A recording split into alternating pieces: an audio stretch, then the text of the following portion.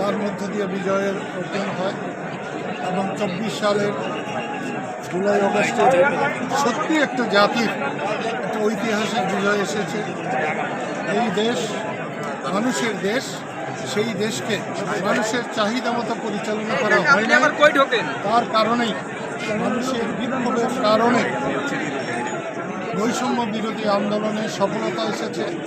আমি সেই সফলতাকে অভিনন্দন জানাই, ধন্যবাদ জানাই, আন্তরিকভাবে তাদের শুভকামনা।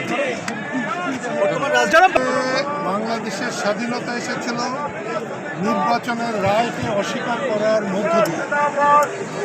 বাংলাদেশের মানুষ ভোট দেওয়ার জন্য বাংলাদেশ বানিয়েছে, সেটা বারে বারে ভুলণ্ঠিত হয়েছে, ব্যাহত হয়েছে এবং 24-এর বৈষম্য বিরোধী আন্দোলনের সফলতা